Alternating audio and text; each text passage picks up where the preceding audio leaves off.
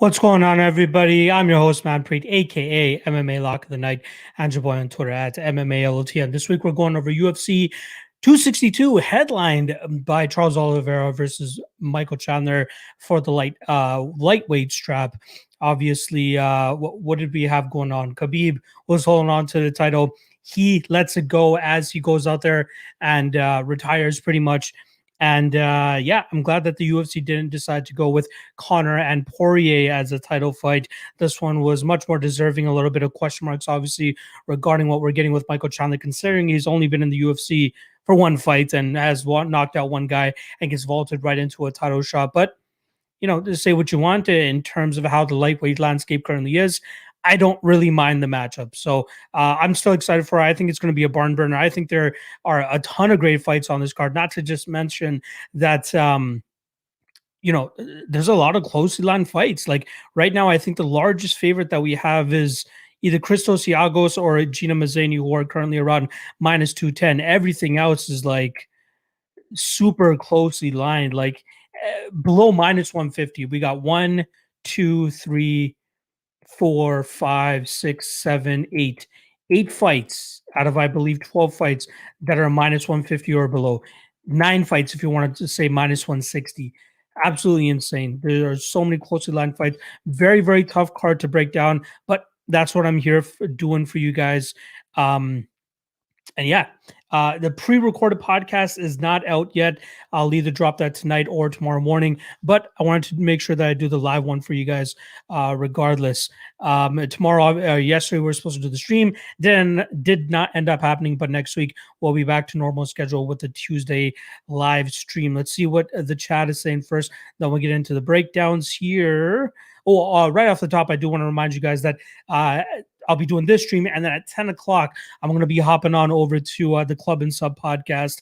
It'll be me, Danny Legs, who I believe is in the chat. Shout out to my guy Legs. Luke from Sparring with Reality Betting. C is obviously the resident capper there over at Club and Sub. And then lastly, we're going to be getting a nice warm welcome, or at least first ever time hearing and speaking to Mr. Magic MMA. If you guys know Magic MMA, a very solid capper, props master, if that's what you want to call him. But very much looking forward to talking to him, breaking down the fights with him. And that's going down at 10 p.m. Eastern. Should be a fun one. Let's see what the chat is saying, and then we'll get on into the breakdowns here. Ryan Lozano, anyone want to rate this card 1 to 5, depending on compared to the rest of the cards this year? This is one of the weaker ones, in my opinion. More competitive.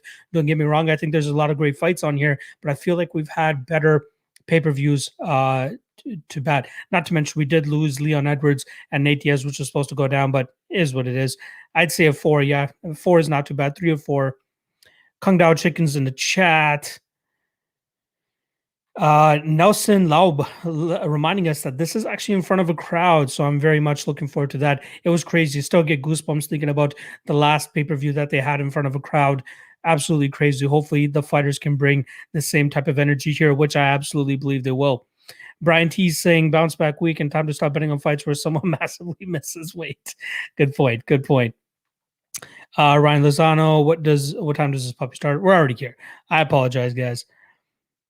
Justin Villegas asking if I wanted the big parlay. No, Mr. Daukus actually fucked that up for me. So literally every leg hit except Daukus. Daukus was the one that really fucked me up. That would have been a nice one. But we had a couple legs actually canceled, right? I believe, the Angela Hill leg of it canceled. So it brought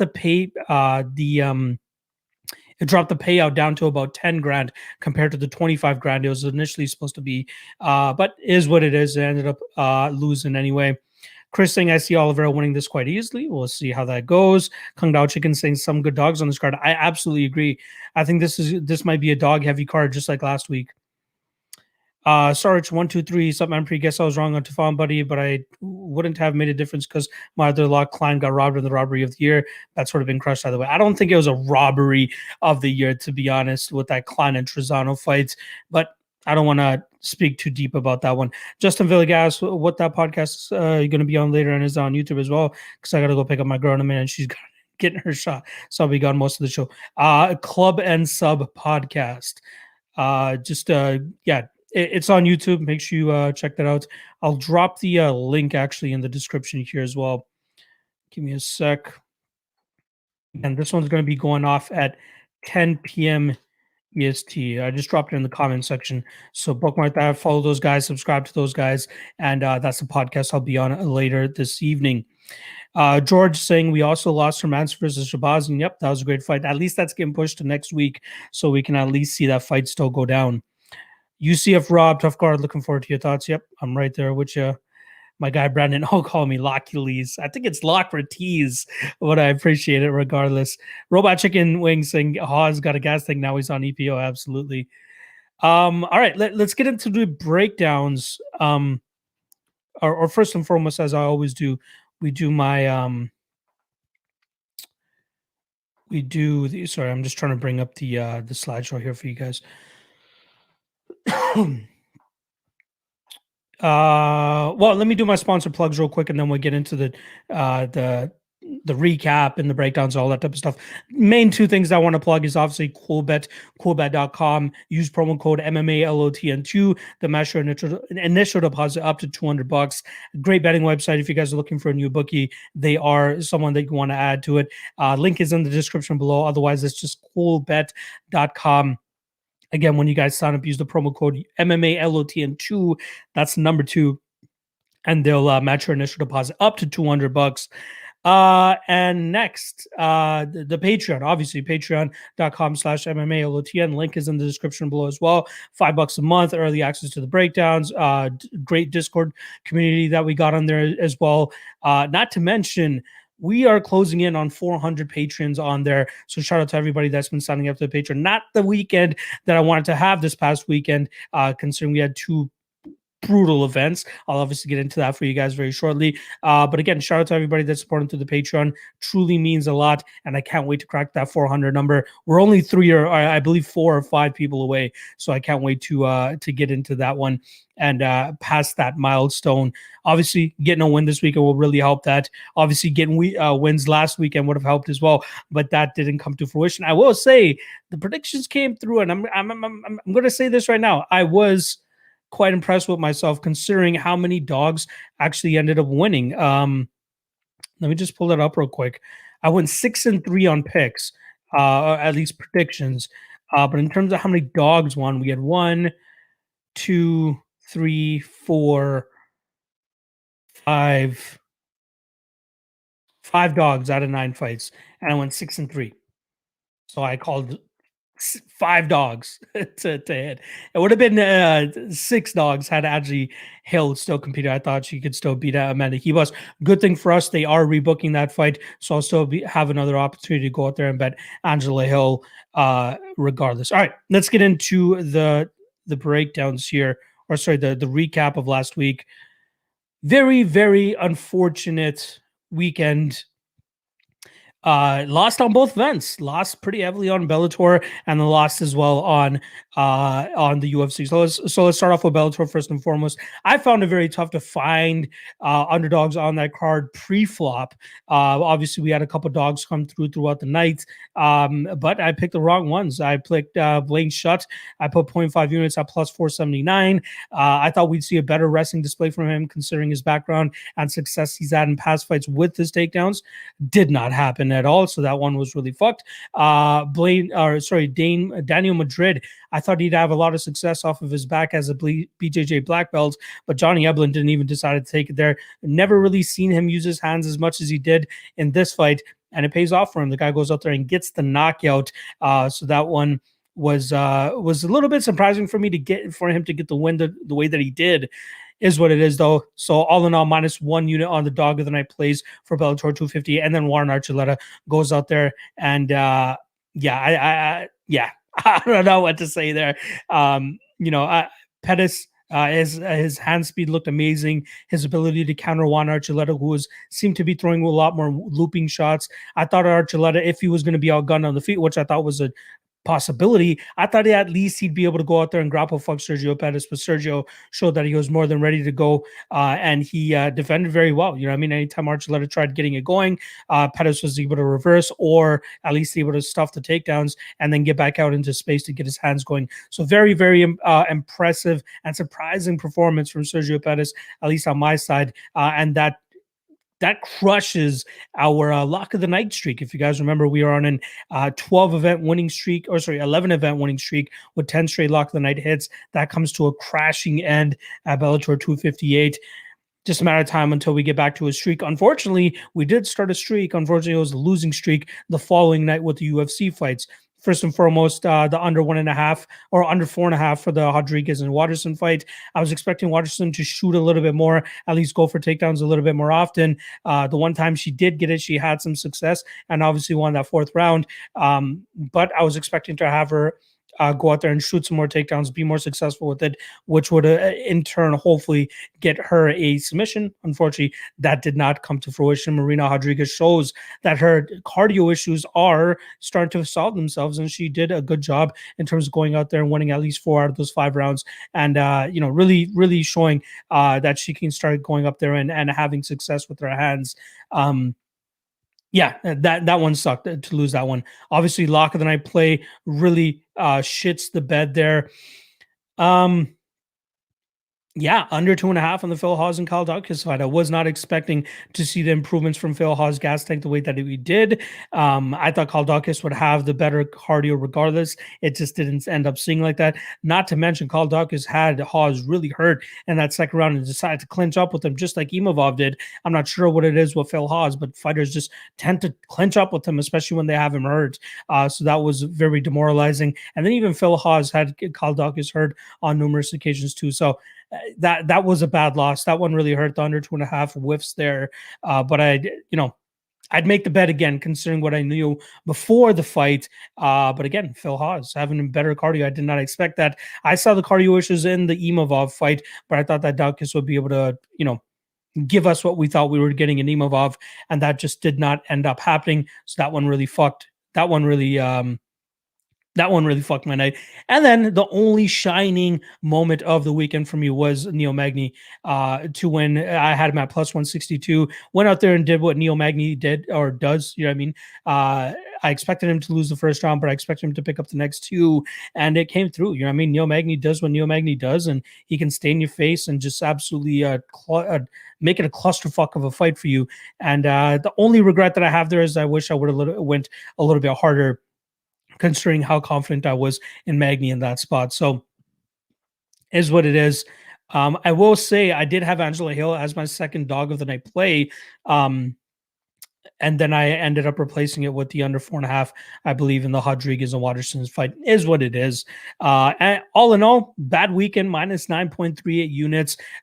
We did create a solid cushion on that 11 event winning streak that we went on before crashing this past weekend. So hoping that the lock of the night play can come through this weekend so that we can start building that streak and snap this two event losing streak and keep things going. All right. Let's see what the chat is saying here, and then I'll move on into the breakdowns for you guys. A guy letting us know that Daukaus fucked a lot of people. Yeah, that would have been nice. Nicholas West in the chat. What's going on, my buddy? Daniel Moreno, my boy Locke, was on spot on about the Trezano fight, a lot closer than people thought it would be, and I lost all my winnings. Just really hope you pick Oliveira. I don't want to bet against you again. We'll see once we get there. Wael Al-Gaban got melted this weekend as well.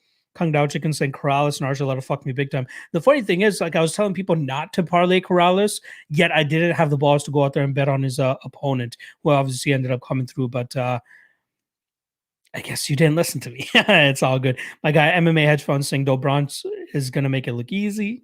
Surprised. Big Bird PH, Gregor Gillespie made the money with his heart. Yeah, man, that was my initial lean for lock of the night play, but I don't know what it was that just eventually talked me out of it. I ended up going with under 2.5 in the Daukaus and Haas fight. Now I wish that I stuck with the Gillespie pick, but is what it is. Ink 4K, the losses on my screen fuck me luck. You must have a big bankroll. Yeah, Of course, bad weekends are going to happen. Obviously, it's not good when it's 2 events back to back, but it's going to happen, guys. Daniel Moreno, Chandler lost to Phil Brooks twice. Way different level of losses for Oliveira. We'll talk about that when we get in there. Zara's all in on Chandler. Justin Villagaso's punches rock him for a minute where I was thinking Haas is going down. I know, man.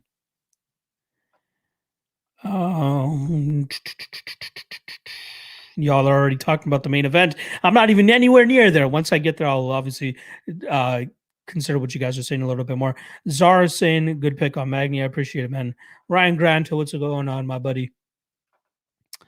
All right, let's get into the breakdowns here. I don't want to waste too much more time.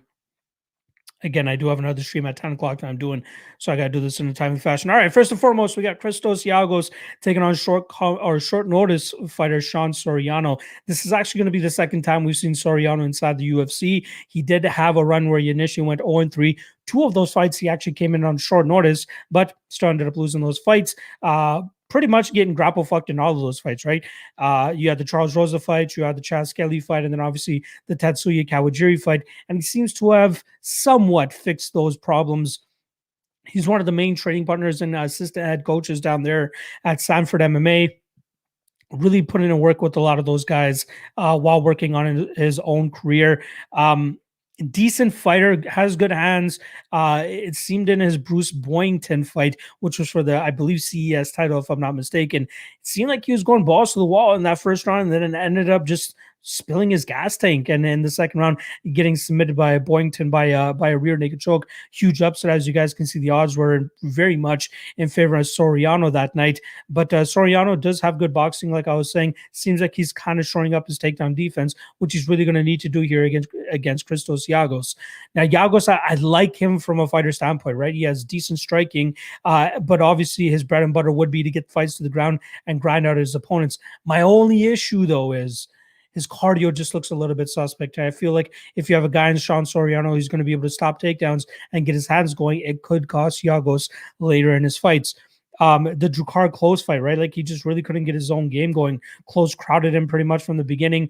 Did a lot of good work. Giagos even got him down a couple of times and did some good damage from on top. But Drukhar close was able to stay out of bad positions, get back to his feet, and then just crowd Giagos on the feet, and then obviously start pulling away more so in that third round. Carlton Minus fight, I believe it was another short notice fight for Giagos. Goes out there and pulls off a victory, as you would expect him to do so against a guy like Carlton Minus, especially coming in as a minus 345 favorite. But at the end of the day, I still like Giagos here. I'm not sure if I trust him at this crazy line, though. I think that the line is a little bit too wide. Soriano is still live, and again, he's getting good work in there with those Sanford MMA guys. He's on a 3-fight winning streak. The Mariscal fight was very intriguing. I believe he lost a point in that first round, but was able to still really keep his game going in the second and thirds. With takedowns of his own, good ground and pound from on top. And then obviously the Almeida and Lahat fights, absolutely starching these guys, right? It has big power in his hands, and that's something that kind of worries me here, especially the later this fight goes. At the end of the day, I still will go with Giagos. I think he grinds this fight out. I think he stays safe enough in the second or in the third round, and then eventually gets a decision. But I just can't trust him. I just can't trust him ever so slightly.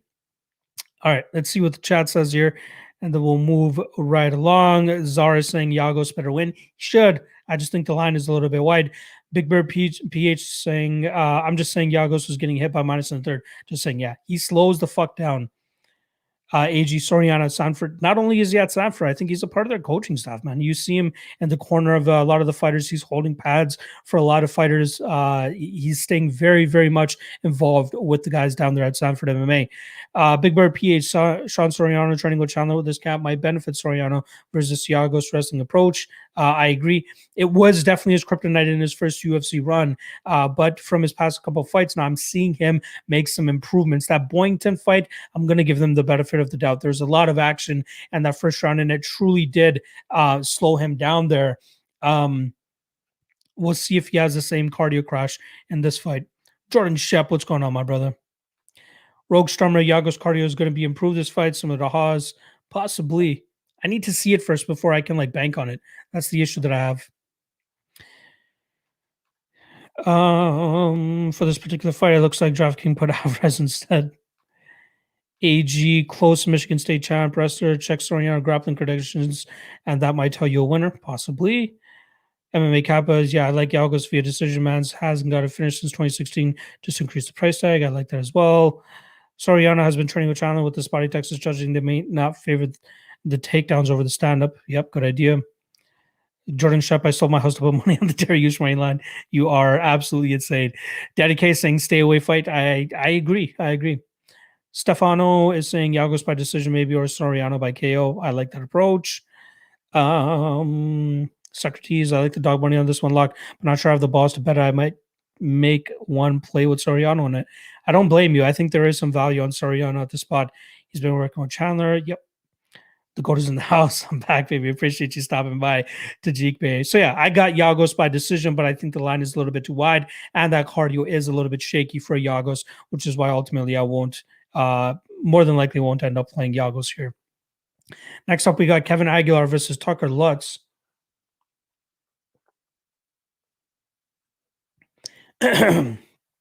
Close line fight here, minus 120 on Lutz, plus 100 on Aguilar. I'm gonna be leaning with Aguilar, with Lutz here. Aguilar, kind of surprised that he has a 17-4 record, or even before his 3-fight losing streak, he was 17-1. Considering the way that he fights, right? Like he just marches his opponents down, throws a lot of big shots, has a decent combination game, doesn't really show too much else, right? Not really a takedown guy, has some decent takedown defense himself. The Enrique Barzola fight was very, very much impressive to me, considering that he was able to stuff the takedowns and then just punish Barzola on the feet there. But then when he starts fighting guys that are able to mix it up a little bit better, like Dan Ige, Zubair Tuhugov, obviously, who knocked him out, and then Charles Rosa, I think he runs into a little bit more trouble there.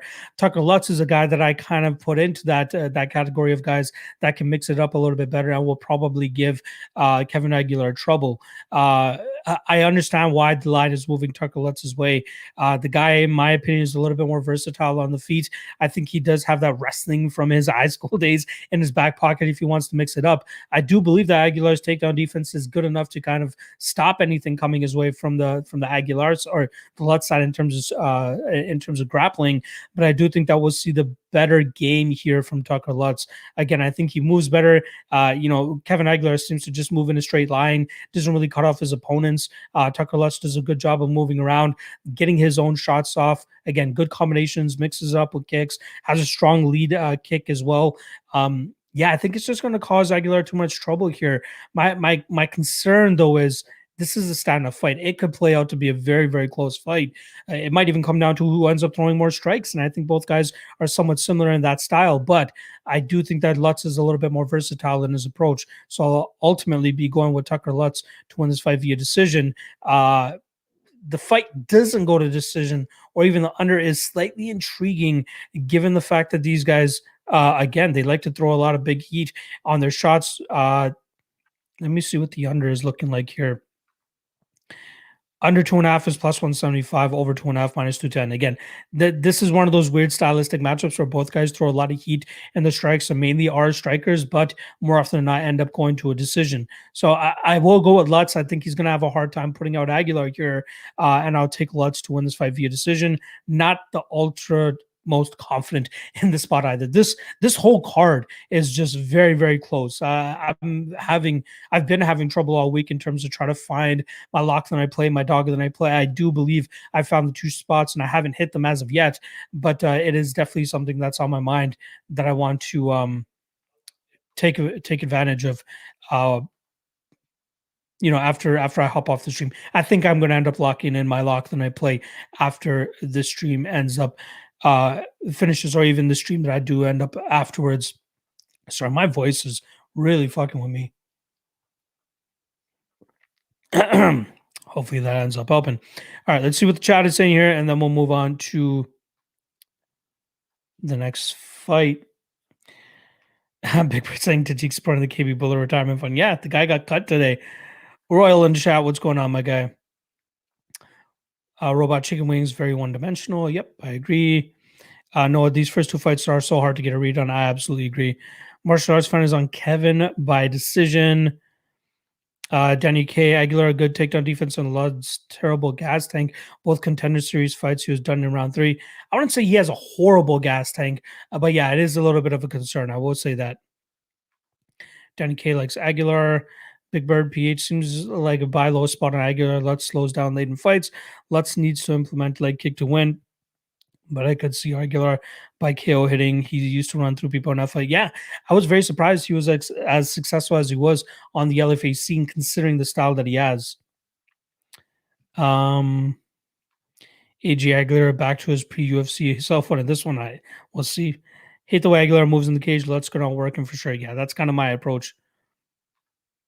Danny K is saying dog tonight, lock tonight is Lee. Ooh, interesting. Urban Men of New Jersey, 3 times Bellator champ. Okay, we'll talk about that once we get there, brother. Yeah, man, you ain't wrong about the card being hard to read. Keep going back and forth in each matchup. Myself, the Czar is on the Angel of Death. Mackley is Aguilar's got the juice. All right, we'll see. All right, let's move on to the next fight here. We got Gina Mazany versus Priscilla Cachoeira. Now, I do believe Mazany is worth being the favorite here. This big, I'm not 100% sure. Now, when I was initially skimming this card before running into the tape, I'm like, Gina Mazany is probably the one that I feel most comfortable with. And that just hurts so much to say, considering what we know about Gina Mazany, right? Between both of these girls in their last 10 fights combined, they're 4-10. And Gina Mazany obviously looked like the best she's ever looked in her last fight against Rachel Ostovich. Then again, that's Rachel Ostovich, right? Back and forth grappling exchanges at certain points, but Mazany was always the one ending up on top and landing the better shots. She obviously finishes her in the 3rd round, so good win for Gina Mazany there. And she looks like she's really coming to her own in that 125-pound division. Like, it wasn't too long ago where she was going up against Lena Landsberg, I believe, at 135 pounds, and she was close to throwing up between rounds 2 and 3 just because she couldn't keep up with the conditioning and the pace that was being set in that fight. Now, I believe with her down at James Krause's camp, she's obviously getting in better work and obviously having a better approach to the way that she fights. And she was still exhausted going into that 3rd round against Rachel Ostovich, but she just kicked into high gear, right? She went into like that Gregor Gillespie mode that we saw this past weekend, where they look like absolute dog shit in between rounds, but then once they actually get into the action, they're able to get it going. Not to mention Gina Mazany pushing hard for about 4 minutes until she ended up getting that finish over Ostovich. Now, Ostovich doesn't bring much on the feet, and that's where I have the issue here with Gina Mazany going up against Cachoeira here. Cachoeira, again, she's a walking punching bag, but she does throw with heat, and that's something that we need to recognize.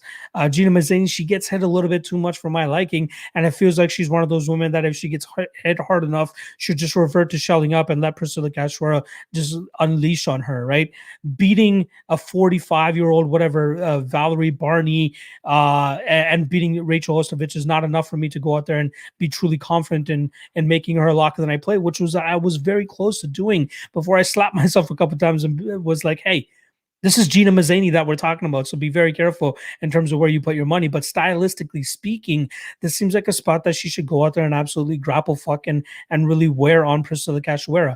Priscilla, though, no matter what, she doesn't have the greatest technique, but she throws with a lot of heat, and we just have not seen much of her off her back, other than the Valentina Shevchenko fight, but I just completely wrote that fight off, especially in preparation for this matchup. You know, Molly McCann did get her down very briefly, same with Luana Carolina, did get her down very briefly, but Cachoeira does a good job in terms of bucking her hips and getting back to her feet. Now, if she continuously keeps Gina Mazany working, you know, it's a little bit questionable for me in terms of, especially if Cachoeira starts landing and really starts hurting Mazany. That's what I'm scared of here. I am going to pick Mazany here. Mazany by decision, I believe, is -105. Not too bad of a line, as I do think that's the way that she wins. And I do believe that Cachoeira is very, very durable. But there's just something in the back of my head that's saying, hey, don't put the chalk on Mazany. You know, stylistically, it seems like a great matchup for her, where she should go out there and kind of not ragdoll, but at least grapple fuck and clinch fuck Cachoeira here. But let's see a little bit more of Mazany before we start investing in her. You know, I need to see more than just that one performance against Ostovich to be truly sold on her that she's, you know, Mazany 2.0, especially with working with Mr. James Krause. So, All in all, the prediction will be Mazany by decision, but I do have my concerns here in terms of her getting clipped, potentially put out and hurt, and then reverting to just shelling up and not really getting her own game going. So I got Mazany, but not with the most confidence here. Jordan Shep. It's not fair they are making Mazany fight against a guy. Zara saying this girl get hits a lot. Daniel Moreno, 4 units on Lutz. Robot Chicken Wings is on Priscilla. Big Bird is saying catch up beating back at it. Noah, Gina needs to see how Gregor fights and do that. Exactly. Evan Crawl, damn this beautiful man. It's full screen on my phone. Appreciate you stopping by. Evan Crawl. Big J, if you put Mazany as lock in the night, we are fighting. See, exactly. I couldn't live with myself if I did it, man. But like, she should have a definitive advantage here. It's just how she's going to react to getting punched by the big shots by Cachoeira, which she will get hit by. You know, she is still very hittable, and that's my concern here. Tajik Bay KB to UFC's. I don't know why I keep doing that. Evan Graw, I just step into this bad boy, and you're comparing Gina to Gregor. I'm saying like how gassed they look, in between rounds. That's what I mean. Big Bird PH, can you trust Cross to make Gina a fighting style wrestler? Priscilla by KO or Gina by decision. She did it last time, right? She did have a wrestling approach against Rachel Ostovich, and she used it quite well, obviously finishing her late in that fight too. It's just when this fight is on the feet, and I think Cachoeira, we just haven't seen enough of her off of her back where people are able to control her other than Valentina Shevchenko, and I'm not going to let what Shevchenko did to Cachoeira, make me believe that Mazany will be able to do the same thing. Absolutely not. AG, this ain't kettlebell Cachoeira sticks her. Interesting. And so while they have the same birthday, I believe that is correct. I'm going to take this fight inside the distance rule. You are very ballsy there.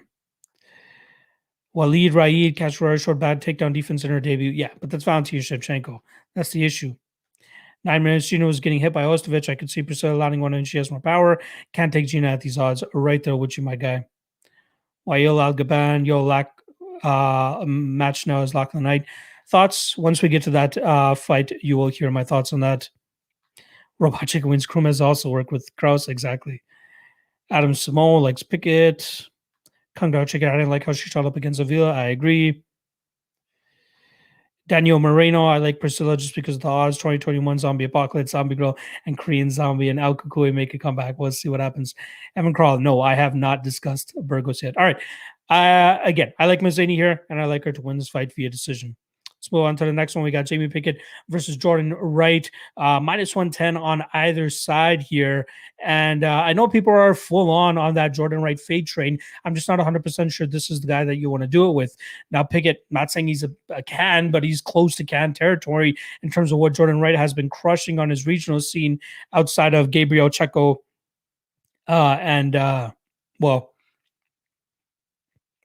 Ike Villanueva is close to that can territory too. But Jamie Pickett, the guy allows his opponent to really dictate the pace. That's why I believe he lost the Nchukwi fight, as we saw that Nchukwi can be beat last weekend like he was against Junior Park. But Jamie Pickett, again, he seems a little bit too lackadaisical in there. When he does let it go, like he did against Jonathan Patti, he really put it on Patti, landed a bunch of great combinations and great strikes to eventually stop that fight in the second round. But there's not too much to really like out of Pickett other than his durability. He has been stopped on the regional scene before. And I do think that Jordan Wright has some big power. That's something that we can always kind of depend on him for. But he does have a very questionable chin. And I feel like if Pickett is able to land cleanly enough to him, he would be able to put Jordan Wright out. I'm not going to be one of those guys that goes out there and just auto fades Jordan Wright in the spot, though. I don't think Jamie Pickett is a UFC caliber guy. He does have good power, and that's ultimately enough for me to pick him to win this fight. But don't be surprised if the Beverly Hills Ninja goes out there and picks up a win on his own. My only qualm here in terms of why I ultimately won't end up picking the Beverly Hills Ninja is that Jamie Pickett has seemed quite durable as of late. He ate some big shots from Soriano. He ate some big shots from Nchukwi, and he kept moving forward. And that's my concern. If Wright isn't able to get him out of there early, how is it going to look the later this fight goes? And I do ultimately end up siding with Jamie Pickett. I do think Pickett ends up landing a big enough shot and putting Jordan Wright out probably in the second round here. But very low level fight between two guys that one guy has a questionable chin and Jordan Wright. Both guys hit heavily. So I'll ultimately go with the guy who's been showing solid durability as of late in Jamie Pickett, and I'll take him to win this fight by second round KO. But I want no part of this fight in terms of money that I'm going to be putting on either side. Let's see what the chat is saying. Then we'll move on up.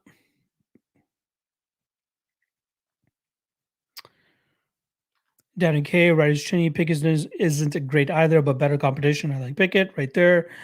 Wright's first 8 opponents combined 0-36 for sure. Nicholas West Pickett struggled with in Chookagian. We found out that Tefan ain't done. True.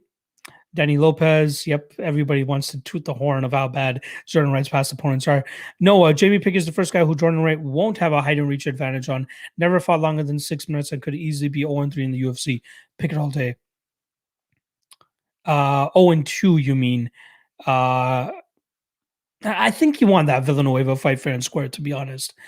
Villanueva was too slow for him. Jordan Wright, as bad as we want to make him out to be, I do think that Villanueva was just athletically outmatched in that fight. And then obviously the Hernandez fight was on the Contender Series, so it doesn't really categorize as UFC fight. George is saying pick a late second or third round TKO. Yep, I like that. Nicholas West laying it out straight for us. They both suck. I agree. WWE Freak Official, Pickett and his durability have me sold. Yep, right there with you. No, Ike stoppage I think was bad. Parents paid him off. Aiden Samo is saying Pickett all day. Game plan is clear. Right, just pressure him. Yep, I agree. 9 minutes. I want to bet Pickett, but I'm sure he will get heel kick to the head. Yeah. I wouldn't trust either guy. Let's just put it that way. Evan Crawl is saying I'll take Wright just because I don't know. I take the younger guy. That is my guy, Evan Crawl's approach. Kung Dao Chicken fight doesn't go to decision is the safest bet. I'd have to agree with you there. Let me just see what that is, and then I'll move on to this next fight that I've already put up for you guys. Under 1.5 is plus 130. Fight doesn't go to decision is minus 240. Not too bad. All right, as you guys can already see, next fight up, we got Andrea Lee versus Antonina Shevchenko.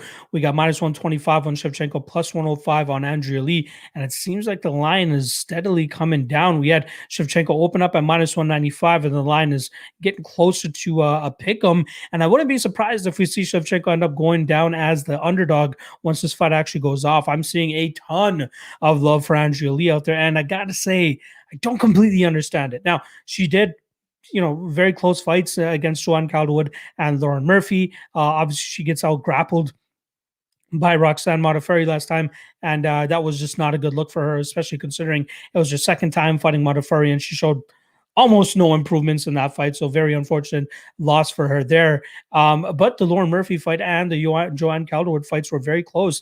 If you remember the Lauren Murphy fights, I believe it was the second and third rounds that, or the first and second round, where Andrea Lee was doing great work on the feet. I thought she was landing the better strikes. And then Murphy was able to bail herself out by landing takedowns with like 30 or 40 seconds left and not doing much from on top, but getting a takedown. And I believe the judges were scoring that very heavily. So, good fight IQ on Lauren Murphy to on the fight when she did, but I don't think she ended up deserving to win that fight. It is what it is. Andrea Lee on a 3-fight skid now, and she's not looking like what we thought she was when she came into the UFC, right? Like, the Ashley Evans Smith fight, minus 185 favorite. The Montana De La Rosa fight, minus 180 favorite. Even earlier fights, I think she was in the minus 200, minus 250 range, as a lot of people thought she had a high upside. Now she's going up here against Antonina Shevchenko, who, kind of surprising to me that she's 36 years old, as I did believe that she was a little bit younger than that, but she did spend a lot of time in her pretty much just fighting kickboxing, Muay Thai, not spending as much time on the regional scene in terms of MMA. But I do like what we're seeing from her. It seems like she is trying to expand her game. I think the Katlyn Chookagian fight was a little bit of a bad look for her, right? Chookagian was able to control her pretty easily, obviously get a lot of damage off, but I'm not sure if that's the type of game plan that Andrea Lee is going to be bringing to this fight. I see this fight mainly taking place on the feet, and I think I give Shevchenko the slight advantage here. I think she is the better striker. I think she's a better technical striker, and I think with her being slightly taller here, I think it might help her kind of maintain her distance. Now, if Angela comes out here and pulls out a singlet, she might be able to take down Shevchenko and grind her out. But that hasn't really been Andrea Lee's path to victory more often than not, right? It's more so just go out there and kickbox with her opponents. But stylistically, every fight is different. She could do that against Shevchenko here, but I'm not sold on that yet. Like, that's just not what we've been seeing for her. That's not really her approach. It's mainly striking. If we're going strike for strike, I got to give the slight advantage to Shevchenko here. So I will go with Shevchenko to win this fight by decision, but by no means am I like lock of the night confident on it after running the tape. Pre-fight, I was heavily leaning Shevchenko, but once you run the tape, like, there are the concerns of the grappling disadvantage that Shevchenko seems to be at sometimes. It's weird though, right? You see her pull off a submission against Lucy Podolova, have a lot of success in terms of her jiu-jitsu and reversals and stuff, and then even in the Ariane Lipsky fight, right? Like, she holds a lot of great top pressure, and what if she goes the grappling route here, right? Andrea Lee's takedown defense just doesn't look the greatest either. And she seemed to struggle a lot getting out from the bottom of Roxanne Modafferi, and that was a big red flag for me. I think that Modafferi has better top pressure than Shevchenko, but I do think that Shevchenko will dish more damage if she is the one on top. But this is a close fucking fight.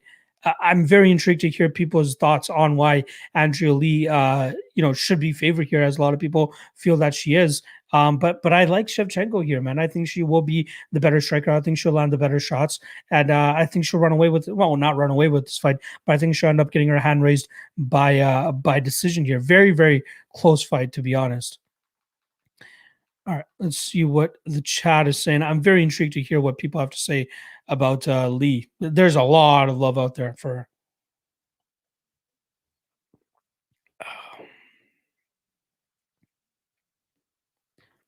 Daniel K, my lock here is Chev. Suspect takedown D and even on feet. Hometown advantage for Lee.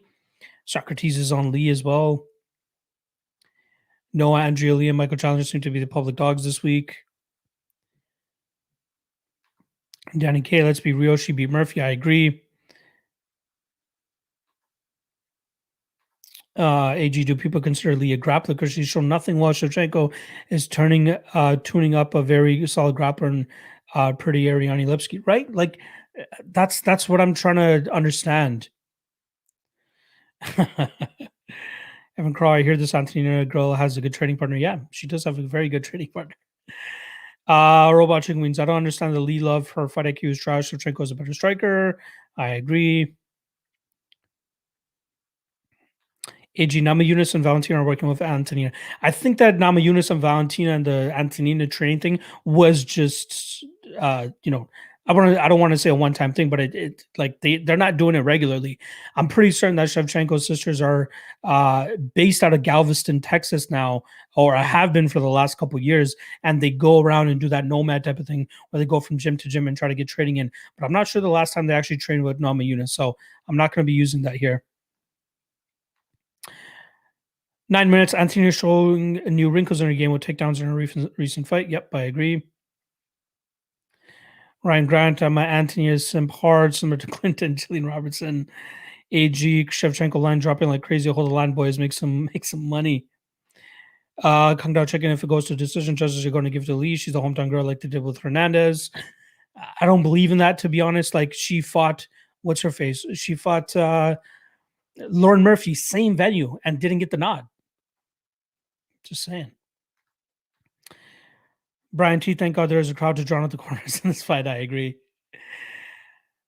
Zach A, Texas judges plus close fights, take the decision prop and keep it moving. Yeah, fight goes to decision is probably the safest route here. I'll be honest. But yeah, I do lean Shevchenko. Mac L, Shevchenko getting a name bump in odds, probably, which is why she opened minus 195. But I think the odds makers were right. I think she deserves to be the favorite, and I think she's going to get the nod. The dab for the AA Galvia, a vibe about an hour away. You're a Texas man too, eh? Ryan Grant, can't wait for your appearance tonight at 10. Yeah, that should be a fun podcast. Split decision. I can see it. James Young Lee married a Nazi, so I'm assuming that you're cheering for Shevchenko. So I will go with Shevchenko. I'm going to take her to win this fight by decision, but I'm open to being proved wrong if Andrea Lee goes out there and actually puts on a singlet and tries to expose that takedown defense of Shevchenko. But again, I think Lee has sketchy takedown defense herself, and I wouldn't be surprised to see Shevchenko go out there and implement it herself. So I'm going with Antonina here. All right, next up, another clusterfuck of a fight that we got is Lando Vannata versus Mike Grundy. Ultimately, I will be going with the slight favorite here, minus 125 on Mike Grundy. I think his wrestling will come into play. We did see Mark D. Casey not too long ago land several takedowns on Lando Vannata, accumulate close to 5 to 6 minutes of control time. Now you're getting a better wrestler here, Mike Grundy. And I know Lando Vannata has a bit of a wrestling background, but you just don't see it play out in the cage. So I think that's a big no-no. Mike Grundy, my issue with him is he seems to have cardio issues of his own. Obviously, he had a very strong start to that Movsar Evloev fight. I will say this, though. I do think that Evloev still deserved to win that first round, even though it seemed like Grundy was landing some good strikes. Obviously, he had that very close Darce choke attempt. But once they were back on the feet, Evloev was landing the big shots that's truly started to change the momentum of that fight. But yeah, I had Evloev in that fight, obviously. Fight before that, Grundy goes out there and knocks out Nad Narimani.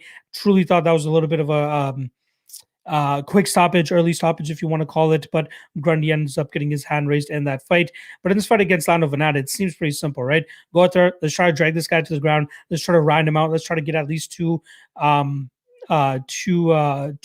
in the bag, and then try to stay alive long enough in that third round so you don't get knocked out. I do think that Evloev was much more of a threat to Grundy to at least finishing him in that third round than what Lando Vannata is going to bring to the table here. But it's that cardio that truly does have me a little bit too skeptical about what Grundy brings to the table. So I am going to go with Grundy. I think his grappling does end up being the difference maker here. But again, I just can't trust this guy, even at these close odds, right? I think that the odds, you can't say value is on either side here. I think whoever you want to pick, you're going to get value. But I do favor that grappling heavy style a little bit more that we're going to be getting from Grundy. And I just think that Lando Vannata is now a far cry from what we knew of him when he made his UFC debut against Tony Ferguson. Ended up coming up short in that fight regardless, but I do still favor Mike Grundy to win this fight. Close fight. I think it's going to come down to the grappling. I think that Grundy's going to end up getting it.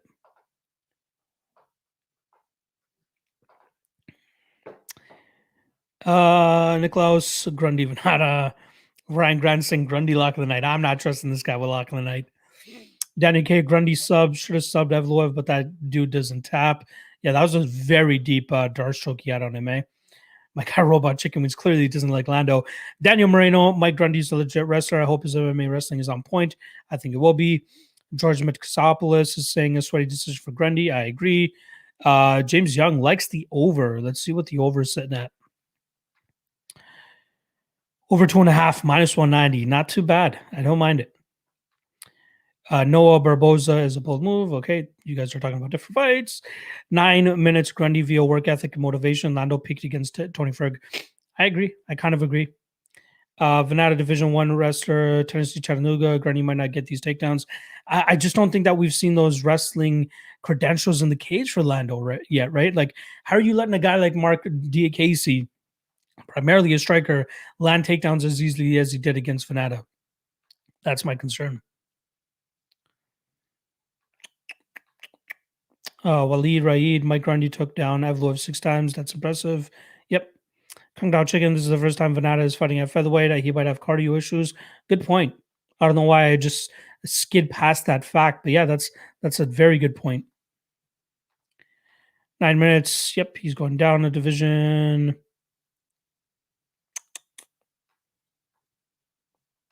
The champ. Lando going to be a bigger 145er Lando by KO. We got to see how much it impacts his gas tank. Again, I don't think that Grundy has the greatest gas tank himself. But yeah, let's see what Lando looks like on the scales. And that might be something we want to look forward to first before you make a bet on either side here. But ultimately, I will go with Grundy, and I'm going to take him to win this fight via decision. All right, let's move on to the next fight here. We got Jacare Souza versus Andre Muniz, another pick'em fight here. Very closely lined fight. Both guys bring a lot to the table.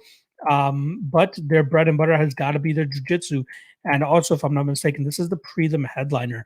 I do like the Jacare in this fight, though. Obviously, those last 5 doesn't look the greatest, going 1-4 in those fights. That Kevin Holland fight was just so weird. The way that Kevin Holland was able to generate as much power as he did to knock out Jacare the way that he did. I think a lot of people are falling into that narrative that Jacare is a super chinny dude. The guy's only been finished by punches 3 times, right? And we're talking about Kevin Holland last time around. Actually, it might be 4 times now that I'm thinking about it. But it was Kevin Holland last time around. Robert Whitaker in 2017, Gegard Mousasi in 2009, and then there was one more earlier on in his career. But I do think he's quite durable. Obviously, him being 41 years old is not the greatest look here, but the way that I think he matches up with Muniz here, I think it's going to cause Muniz some trouble. I don't think Muniz is that serviceable on the feet. Jacare is a little bit more wild and winging with his shots, and I think it could cause Muniz some trouble here. But once this fight does hit the ground, I still do give the jiu-jitsu advantage here to Jacare. Again, being the guys that 10 years older here in the jiu-jitsu realm, just look at Damian Maia. Damian Maia is still doing his thing with his jiu-jitsu. I think that Jacare Souza could get the better of the young gun here on the ground. Now, the issue with Muniz is it seems like he accepts the back a little bit too much, and it's been able to bail him out his past fights, like Taylor Johnson, obviously like the Antonio Hoyo fight, where he was able to get reversals, throw up some submissions, and obviously get some good work from on top. I don't rate Antonio Hoyo that high anymore either. And then obviously the Bartosz Fabinski fight, right? We see anytime that Fabinski panics against high-level jiu-jitsu guys or somewhat high-level jiu-jitsu guys, the guy gets tapped, just like he did against Gerald Mearshart a couple of weeks ago.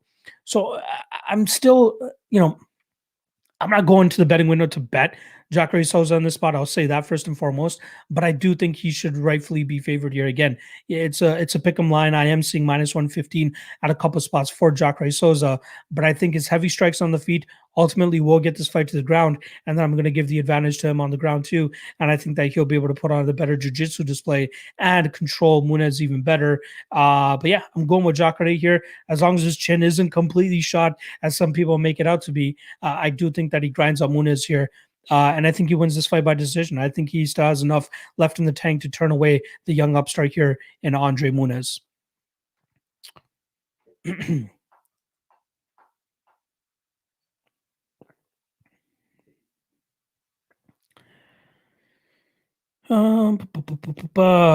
Noah saying Souza KOs Muniz on the feet. Interesting. Jacare, Ryan Grant saying Jacare's lock of the night. Evan Crawl, there's a particular fighter in this fight I really like to take. Of course, it would be Mr. Andre Muniz. The champ sprinkled Jacare by KO at +100, +500. Interesting. Jacare lock, throw the key in the ocean. Interesting.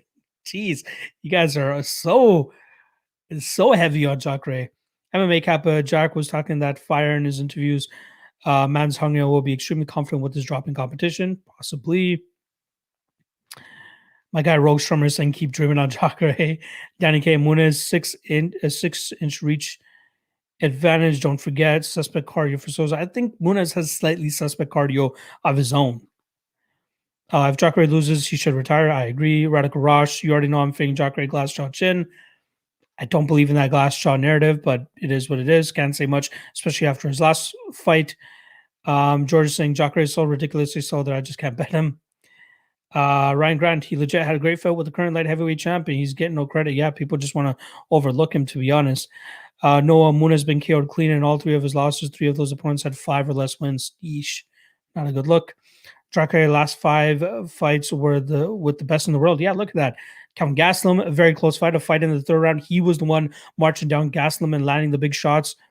Could even make the case that he possibly ended up actually should have won that fight.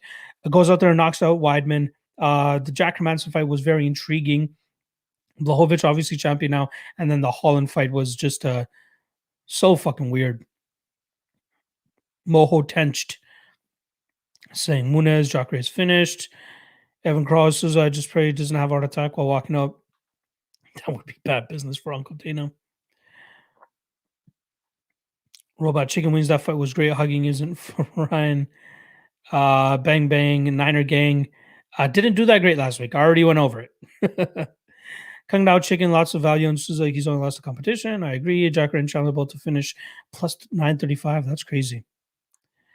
Everyone is heavy on Souza, but the line keeps moving the opposite way. I find that interesting. Nicholas West with the $20 donation. Let's fucking go. Appreciate it, brother. It truly means a lot. Shout out to anybody and everybody dropping on the super chat. Means a lot. Does mean a lot. Cooked out chicken recency bias against Cachoeira with a Holland loss. He should be a way bigger favorite. Interesting. Just saying the facts. Muniz doesn't like to be hit. I agree. Who wins the stand-up? I give the slight advantage to Cachoeira. But it's close. MMA hedge funds. Cachoeira got this one. Muniz not ready for that level. This isn't Barboza Baginski. Exactly. Ryan Grant is saying recency bias equals value for us degenerates for sure.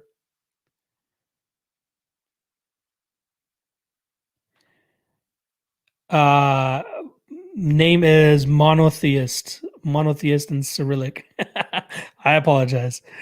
Monotheist. I'll try to keep that in mind for moving forward. All right, let's move on to the next fight here. We're getting to the main card here, and I do want to remind you guys, hit that like, hit that subscribe, and that would obviously be very, very helpful.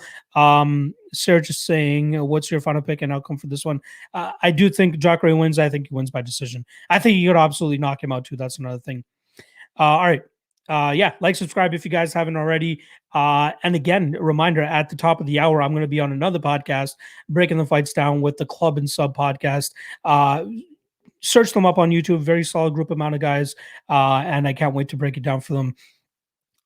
Very, very good fight. Very, very good card, and very, very good group of analysts and predictors that we have over there on the Club and Sub pod. So once again, I will be breaking down the fights with them at 10 o'clock. All right. Next fight, we got Matt Schnell versus Rogerio Bontorin. Minus 155 on Schnell, plus 135 on Bontorin. Now, the issue here is I'm pissed at myself. When Matt Schnell and Tyson Nam were originally scheduled to fight each other, I believe it was back in November, I was on the Schnell train. I was even going to bet Schnell, to be honest. And for some reason, the fight gets canceled and they get booked again, and I have a complete 180, and I end up betting Nam by knockout. Now, I'm not sure if subconsciously I just let people get into my head and just like, oh, look at Schnell getting knocked out the way that he does. He has no chin, blah, blah, blah. Tyson Nam, one of the bigger hitters in that division. If he lands once on Schnell, Schnell's probably going out. But Schnell ate some good shots in that fight and kept chugging forward and kept getting his own game plan off, which I think was the right way to go about it the entire time. The guy has great combinations. I think his footwork is great. I think his movement is great. I think his speed, his hand speed is definitely one of the best parts of his game, not to mention his sneaky submission game. Schnell is someone that I believe is very much overlooked in this division. Not to mention, this fight is actually up at 135 pounds and not at 125. The reason being, not 100% sure, but regardless, it is up at 135. And then Rogerio Bontorin on the other hand, right? Gets grapple fight by Ray Borg over 50 minutes. And then in his last fight against Kai Kara-France, absolutely dominates him on the mat in the jiu-jitsu room, has his back multiple times, has multiple rear naked choke opportunities, but then ultimately is not able to get it going and gets knocked the fuck out. You know, very, very interesting combination that Kai Kara-France was able to put together. Pretty much head plant, not even face planting Rogerio Bontorin, head planting him. It was very... like, if he was completely out, that would have been really bad. That could have really spiked him very bad, the way that he dropped. But yeah, great power in Kara-France's hands, and obviously he was able to take away Bontorin in that fight. Now, if Schnell is able to keep this fight vertical, if he's able to stay away from the takedowns of Bontorin, I do trust the takedown defense of Schnell. I'll say that first and foremost. But Bontorin, even with Kara-France, he didn't even really need to get a takedown. It was just, he's going to latch onto him and then eventually get him into his world and end up getting that back. That would give me some cause for concern. I need Schnell to kind of distance himself a little bit more from the Alexandre Pantoja knockout. Once we know that he can continuously take big shots, and I will say I believe that Tyson Nam has better power and more power than what Bontorin brings to the table, but it is still a little bit of a concern in the back of my head.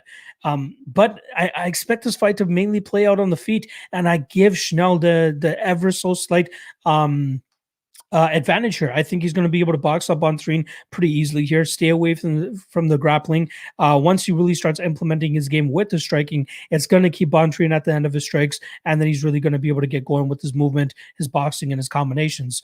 Does he finish Bontorin? I'm not 100% sure. I'm going to take Schnell to win by decision. But again, a very close fight. I do agree that Schnell deserves to be a favorite here. Minus 150-ish does sound about right. But I do have little concerns here. Again, if Bontorin is able to get his jiu-jitsu game going somehow, whether it's controlling Schnell or obviously getting that submission, and then Schnell's durability, right? He did hit some big shots from Nam, but we never know when the lights could go out, considering how he's been put out in the past. So I'm going to go with Schnell. I'll take Schnell by decision. One more thing I will say. Well, actually, you know what?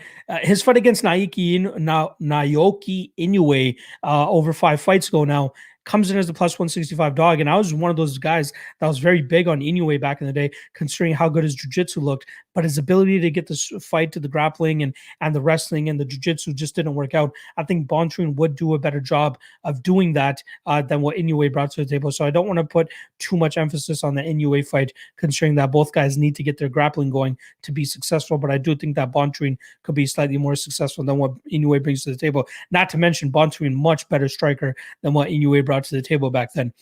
Ultimately, though, I'm going to go match now. I'm going to go him to outpoint Bontorin on the feet and win this fight via decision. All right, let's see what the chat is saying here.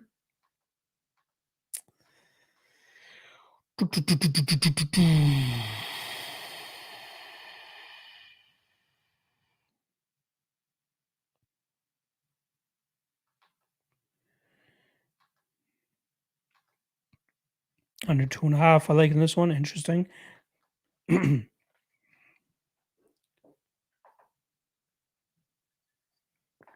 The champ has Bontorin by sub plus 450. Not too bad of a prop. MMA Kappa, Bontorin by sub at plus 700, I believe that is. Darth Vader, this card is tough as fuck to call, but the lines are so good to bet. I know. Schnell Bontorin, I've heard people really confident on Schnell. I like Schnell, but again, I'm probably not going to bet him here. AG Schnell doubles him up on strikes and has a slick BJJ game in the back pocket. Schnell beat the guy up. Ryan Grant is on Schnell as well. Big Bird PH Schnell looked great off the back foot last fight. Don't know how he's going to be pressuring this fight or who's going to be pressuring. Rogue Strummer saying Tyson M is terrible. No, if fight doesn't go to decision, could be a sneaky play. Yeah, both guys could get the finish. Now does have some power in his hands. Urban Men of New Jersey saying if you beat Magomedov, you become lock of the night. I will say though, he had one win after beating Magomed Bibulatov, but I don't think he deserved to get that win. Again, nasty cut that he incurred on Holly and Paiva's skull. But yeah, if that fight went longer, I think Paiva would win that fight. Darth Vader, Schnell might shit in the apple pie though. Bontorin trying to get that KO back, possibly. Bryce saying Bontorin will bum rush Schnell, could happen. Big Bird PH Bontorin pulling in Dividai coming back this soon. Yeah, that is a quick turnaround. UFC 259 was not that long ago, which is what I think he fought at. I wouldn't doubt it in my gut saying Bontorin, he looks good even in his losses. DG9 saying Dalkis is a fucking bitch. Trust me, I'm mad at him too. Austin Johnson is now by decision most likely. I hope he doesn't try to brawl. Yeah, he's got to stay very, very consistent and disciplined on the feet. MMA God is stopping by. What's going on, my brother?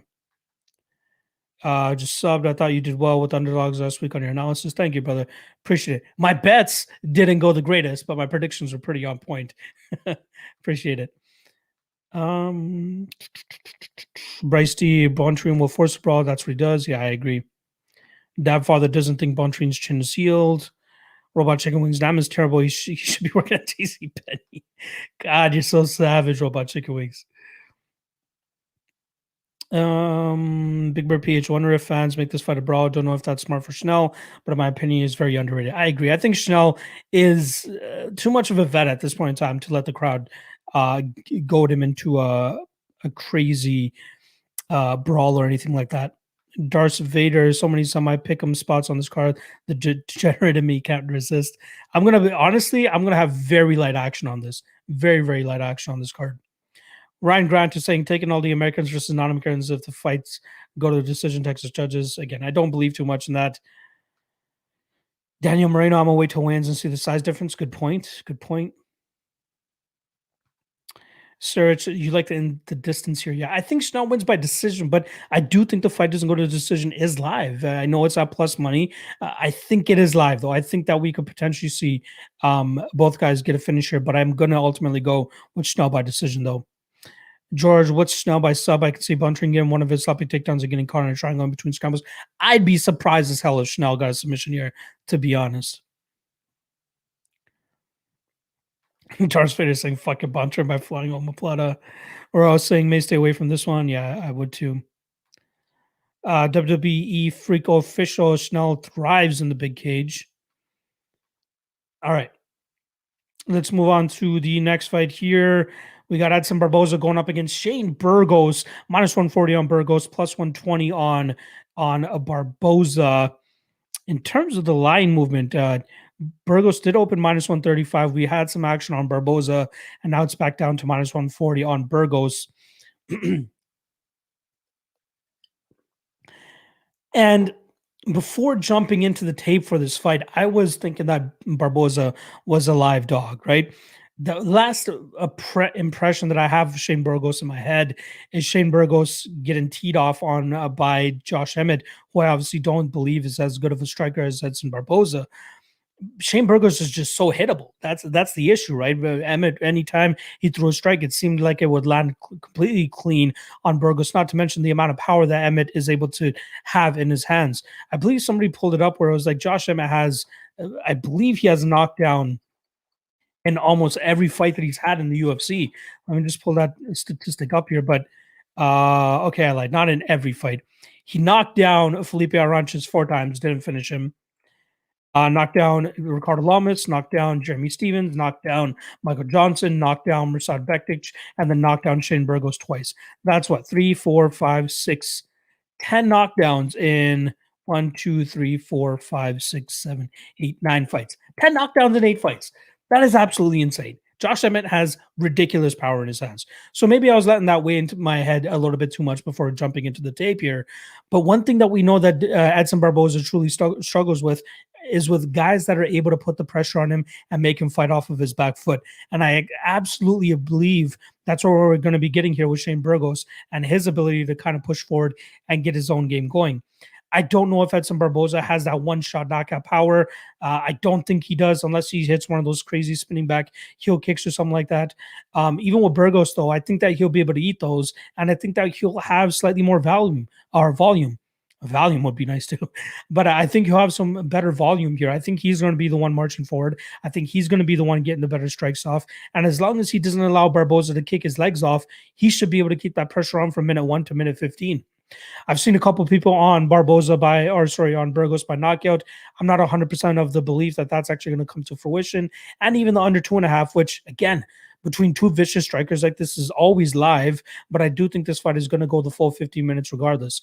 I think Burgos has the better versatility of strikes. I think his ability to mask his head kicks behind his combinations is very impressive, but you got to give some props to Barboza in terms of the speed of his kicks too. Even at 35 years old, I think the guy has probably the fastest and more strongest kicks that you'll ever see in the UFC division or UFC period. Let's not forget, this is his 3rd fight down at 145 pounds, hasn't missed weight yet, has looked good on the scales each time. But at what point is it going to start to catch up to him that when he starts fighting heavy hitters like Burgos and like other guys that he's going to have to eventually fight at 145, at what point is it going to start to catch up to him? This could be the fight. Could be the fight. But I truly think I see this fight playing out as Barboza giving up his back foot for the majority of the fight, Burgos pushing forward, Burgos having a higher output, and Burgos landing the better strikes. So Burgos is probably one of my heavier leans after running the tape now, which is crazy. Again, like when I gave out my leans on the Patreon earlier this week, I had Barboza as one of the few underdogs that I liked on the card, but after running the tape, man, it's hard not to like Burgos. Again, a lot of it as to why I was leaning Barboza earlier in the week was because the last images I had was Burgos getting lit up by Josh Emmett. But again, Josh Emmett may not be technically the better striker than Barboza, but one thing you can give Emmett is that he has a ton of power in his hands. And I think that was truly waning on Shane Burgos, which is why Burgos wasn't able to get his game going to the best of its ability. So I'll go with Burgos. And I'll go with Burgos by decision. And And I think that pressure and that forward movement is eventually going to break Barboza, and he's just not going to get off the cleanest shots. And I think it's going to give him trouble here in terms of dealing with what Burgos brings to the table. Let's see what the chat is saying here. Daniel K saying violence fight of the night. Yeah, it's gonna be absolutely fight of the night. Ben saying this fight to not go to the decision is plus 130. Thinks it's a gift. It could be. Could be. 9 minutes. I had bets on Barboza that I switched over to Burgos. This fight is tricky. Very tricky fight, but I do feel quite confident in Burgos in the spot. 9 minutes. I had a terrible week last week, so my confidence is pretty low, hoping to bounce back. Trust me. Me too. Me too. MMA Kappa NZ saying battle of attrition. Burgos takes as much as he gives. Ken gives, as you said. Might take a stab at fight doesn't go to decision at plus money. I don't hate anybody that's on that. Niklaus West is saying I'm leaning Burgos and everyone is trying to talk me off it. They're making some sense too, but shit, I think I might stick with Shane. Yeah, I'm going to be with Burgos here as well. No, it's crazy to me. Barboza, Burgos have the same height and reach. Yeah, right. Considering how Barboza was a 155er for so long. Ryan Grant saying fight of the night. I agree. No, Burgos on my head seems like a giant. Yeah. Urban Men in New Jersey. Burgos and Barboza 5 on in is savage. Obviously, Barboza is long in the tooth, but he's still insane with the spinning wheel kicks. I like the value for inside the distance at plus 115. This is probably going to be one of those fights where like everybody bets the inside the distance, but like it's going to get so close, but just never end up hitting. Rogue Strummer has Barboza inside the distance plus 450. Interesting. Burgos is a zombie. He won't stop. I agree. Daukus going to DG9 does not like Daukus. Trust me, he fucked up my big parlay as well. I was going to have 10K cash on that parlay, but Daukus did fuck it up for me. Alumis Burgos just had a big motivation for most male fighters. I agree. 9 minutes. I see the pressure in the hands force Barboza mainly box and Burgos having the better hands, but I can also see Barboza destroying Shane's legs with kicks. Yeah, that's a concern here for me as well. I get Barboza by KO because Shane doesn't stop coming even if he's hurt.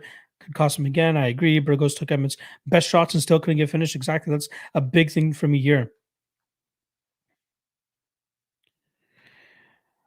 Genova is saying it being fight of the night is a chalky locky. I agree. Jonathan Westerfield, typically Barboza only loses grapplers. However, Burgos should keep Barboza moving back, which works in his favor. Plus, Barboza doesn't have the best jab to keep Burgos off of him. I do agree. I absolutely agree. Austin Johnson, this is a battle of ranges. It's going to be very clear at what time who the dominant one is. Got Burgos and got the fight to not go to decision. Search Burgos insider on the cards. I'm taking cards, but I can see inside the distance too. I even think that you're getting a decent line on him straight, so I wouldn't mind even just taking the straight. Zaki, I went 9-9 last week, so my Dujno is at an all-time high. Kung Dao Chicken. Burgos is so chinny and has horrible striking defense. Barboza will catch him. Is he that chinny though? Like he ate everything that Emma gave him and was still moving forward. He got knocked out by Cater, obviously, but again, those are only 2 losses. How can you truly call him chinny? Emmett has some nuclear bombs in his hands.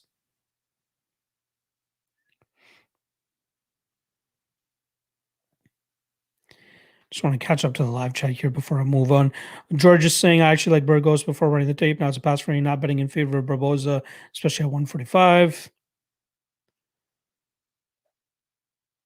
DG9 saying Barboza controls the range and wins. I think he's going to struggle with keeping Burgos off of him. I think Burgos is going to be the one moving forward, to be honest.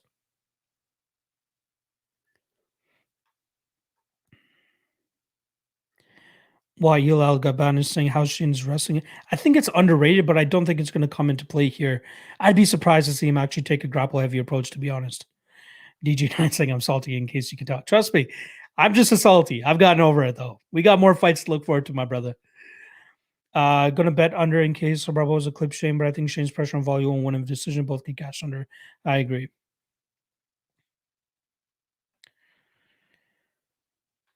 Kung Chicken, people talking about range and reach advantage with Burgos. Let's not forget Barboza Demonge Hooker, who is similar to height and reach of Burgos. But I think they just have 2 different styles. That's the only difference here. All right, let's move on to the next fight here. Again, at the top of the hour, I'm going live on another stream, so I want to wrap this up by at least 9:45. All right, next up, we got Katlyn Chookagian versus Viviane Araujo. This is another one where I kind of feel strongly about Katlyn Chookagian. She's minus 135, plus 115 on Araujo. And Araujo is one of those girls that I was quite big on, especially after her UFC debut against Talita Bernardo. But I feel like she still has some issues here. I think Katlyn Chookagian, similar to Neil Magny last week, has that type of style that's going to make it very difficult for opponents to get the win. Like, look at the last two losses for Katlyn Chookagian. Valentina Shevchenko, Jessica Andrade. I think both girls are levels above what Viviane Araujo brings to the table. And I think Araujo is going to struggle with the style of Chookagian here. I think that Chookagian, we know what her style is. Stay on your bicycle, keep the jab out on your face, finish off with some leg kicks, just forever moving, forever working, volume. And even in the Antonia Shevchenko fight, right? She started going and using her brown belt in jiu-jitsu, dragging the fight to the ground and completely man or woman handling Antonina and getting that decision there.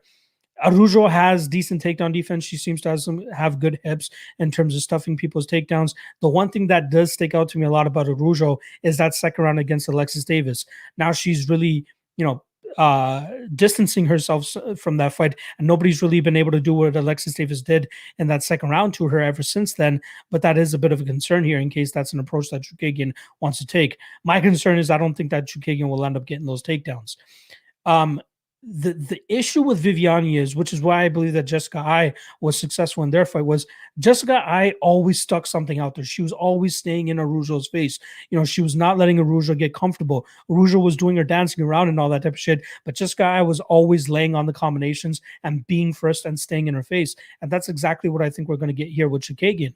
I think Chookagian will stay active enough that Araujo won't be able to get comfortable. I think Chookagian will stay active enough that we'll see Araujo kind of like deer in the headlights type of thing, where she's like, oh, I should be throwing strikes, but I just can't because I keep getting hit. And I think that's what Chookagian's going to do here to a T from minute 1 to minute 15. And again, the pace that Chookagian's going to put on her, I think Araujo's gas tank issues, which I think she still has, will come to fruition even more in that third round. I think Chookagian is just going to lay on her. Like even in the De La Rosa and Modafferi fights, the De La Rosa fight specifically, when you see De La Rosa going first and when you see her sticking her punches out there and landing on Viviane is almost not confused per se, but just stuck, doesn't really know what to do. And then instead of getting out of the way and being on her bicycle like Chookagian is, De La Rosa stays in a position, stays at a range that Araujo is able to get her shots off and really damage De La Rosa the way that she did. Obviously, De La Rosa's face was a complete mess after that fight. But Chookagian's not going to be there. Chookagian has endless cardio. She stays on her bike very well, and she gets out of the way of big shots very, very well, in my opinion. Again, I think she's going to stick and move very well here against Araujo. And then, the way that Araujo is going to get nullified and she's going to get confused, she's going to get stressed out. Her cardio is going to start to impact her later in this fight. And I think Chookagian cruises here, to be honest. My only concern is if Araujo goes the way of grapple fucking Chookagian, because that could be a way. That there are times where Chookagian struggles to get up off the bottom, and she does do a decent job of getting back up off the bottom in other instances. How good is Araujo's top game? I'm not completely sold on it that it's anything amazing, right? Modafferi was able to get back to her feet relatively easily. Araujo's timing on her takedowns were very good, so maybe that's something that she can catch Chookagian off guard with. So that's a little bit of my concern. But if this fight plays out on the feet for the majority of the 15 minutes, I give the edge to Chookagian. She may not land the biggest shots. She may not land the most impactful shots, but she's going to be landing way more shots, and she's going to be staying on her bicycle that Araujo, for the majority of it, is going to be whiffing at air. So I like Araujo or Chookagian here. Minus 135, I think, is a great line. And yeah, I really like Chookagian in this spot. All right, let's see what chat is saying here. George is saying Chook by decision, pretty confident on this one. I'm right there with you. Ryan Grant, Chookagian to piss me off with loud noises for 50 minutes, minus 1,000. MMA Kappa, Chookagian via decision, 30-27 across all boards, right there with you. Joseph Sasso thinks Chookagian ruins my guy's ticket. I don't agree with that. DJ9 is saying Chookagian OnlyFans open. Did she actually open one up? Kung Dao Chicken. She'll sway the judges. Yep. Joseph says so. She has a 5-inch height advantage, but the reach is the same. I know, that's hilarious. Urban Men of NJ under 2.5 for this fight is plus 300. I think it's possible. I don't think it's happening. Uncle Wheezy, Viviane has more ways to win this fight. Viv has 93% takedown defense, and she can take Atlan down whenever she wants. Viv has more power too. The takedowns is what concerns me as a Chookagian backer. But we'll see how successful she is with it.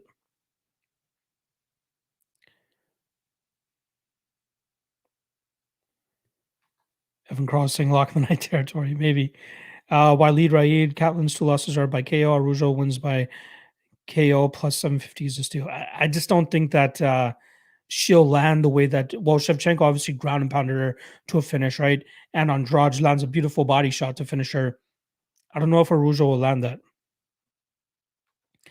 Daniel K is saying you're talking me into Catlin. I think she's a solid spot, man. I think this is a great stylistic matchup for her. No, I still don't get why UFC hasn't made the base couple versus De La Rosa couple. That'll be great. Oh yeah, De La Rosa did get cut. You're right. Chook equals choke. Don't get it twisted. I got you. Boachinia versus Cannonier, August 24th. Is that confirmed? Can somebody confirm that for you, boy, real quick?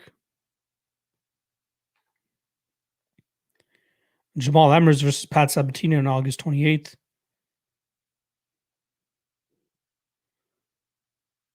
Rose Medic versus Jalen Turner. Not a bad fight either. Yeah, if somebody can confirm that Cannonier Boachinia thing, that would be great.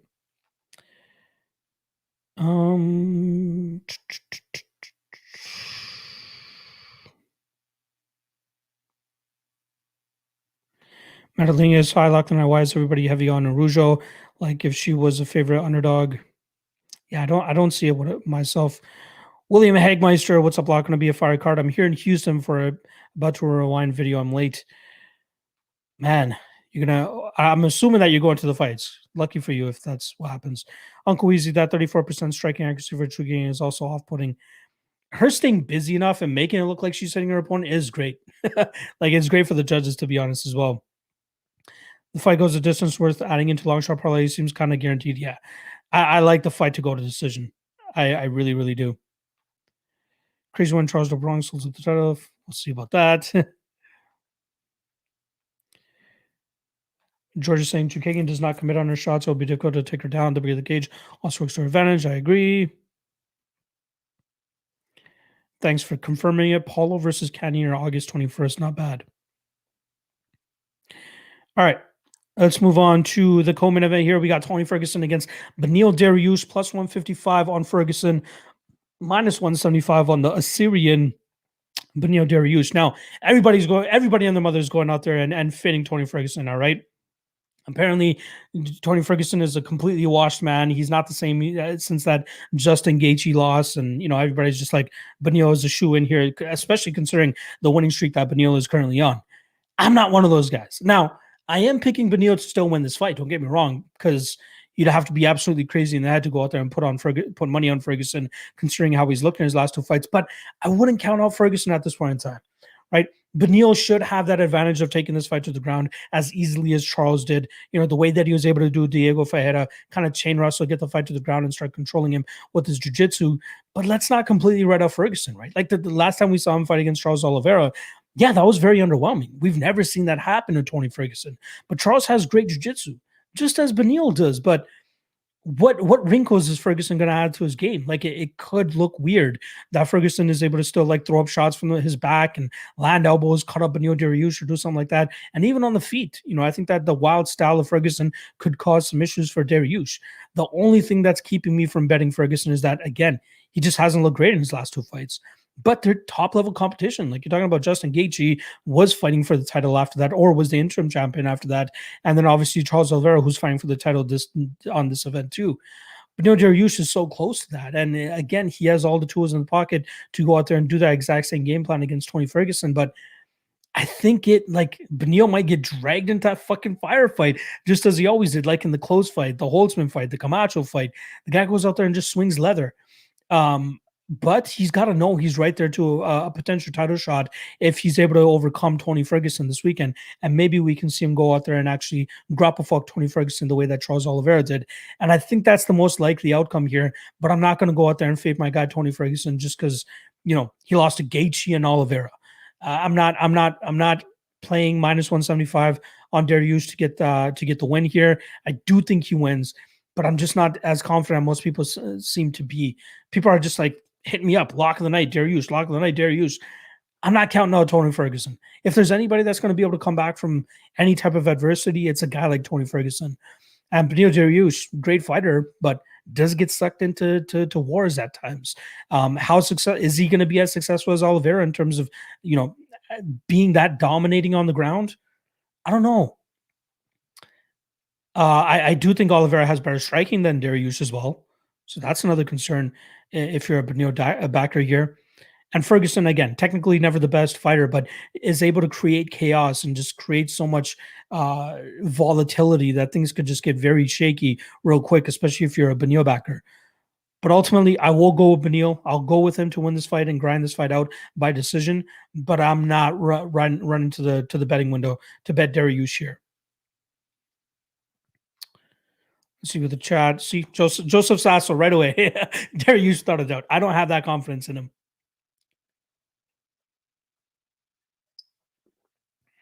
Walid Raid, Beneil is a lock. He wasn't scared to take down Moises Sofia. Why would an old Tony be any different? I agree. A Loomis is all over Tony. People forget Tony dropped Justin in that fight, but I like Dariush possibly by sub. I'd be surprised if Dariush subs Ferguson. I think he has the ability to. I just don't know if he will. No, I was saying people sleeping on Tony stand-up, but Dariush wrestling, him stuck in my head. Yeah, it's the wrestling at the end of the day that's a little bit of a concern for me if I were to back Tony Ferguson here. The champ, Ferguson, is 37 years old, coming off 8 straight rounds getting destroyed. I got Benny. 2 of the most avoided in the division. My heart's on Ferguson. My cash is on Dariush. Yeah, my heart is with Ferguson too. Big Ferguson fan. I'm trying not to let that play into my bias here or my predictions.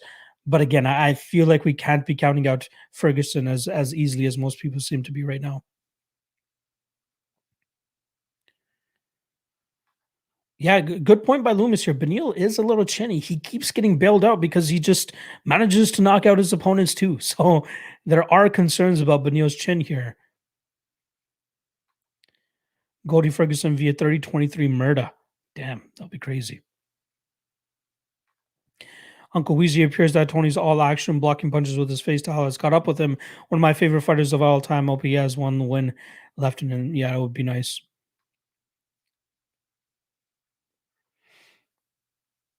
A Loomis, Beneil couldn't take down Close, spent forever on his back doing nothing. I think Close has a better wrestling background, if I'm not mistaken.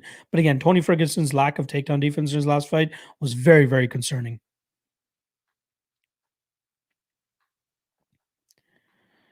OR is saying, I think Tony is a great fighter, but age is catching up to him. His fighting style relies on his chin and cardio, which fade over years. I think his cardio is still good, but yeah, you might be right about his chin. Urban Man in New Jersey, Ferguson by sub plus 1400. I still think he's got a Darce in him. Not bad. Zach A20 looked like dog shit, but I can still see him getting Benny tired and knocking him out in third. Possibly. Again, it's very hard to back Ferguson after those last 2 losses, but I'm not willing to write him off as easy as most people are. Waila Gaban thing that scares me is Beneil has been walking around drinking coffee with his pregnant girl the whole time unembedded. George saying if Beneil gets the first round without wrestling, it would be a good opportunity to live bet Tony. Tony usually drops the first round, but if Beneil commits to a brawl, Tony could get a comeback win. Yep. Dirty Reg saying what was the lean on the Jacare fight? I got Jacare, but no real confidence there. Uncle Weezy, Beneil has 40% control time in his UFC career and has only yielded 9% control time. Tony has been outcontrolled 18% to 3% by his competition. Lamprey victory to Beneil. Yeah, that's what I think is most likely here. Joseph Sasso only won to cash tickets this weekend. Last weekend was the 5th losing week in months. Jesus. Not a bad run, or very bad run, I should say.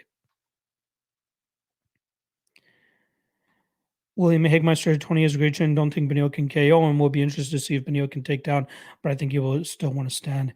I think that Benio will take him down and grind him out via decision here. So, yeah, I got Benio by decision. All right, let's get to the main event here. We got Charles Oliveira versus Michael Chandler. Very tough fight to call, man. Very, very fucking tough fight to call. We got minus 130 on Do Bronx, plus 110 on Michael Chandler. Do Bronx has been making some insane amount of improvements since he last lost to Paul Felder, which I believe was about 9 fights ago now.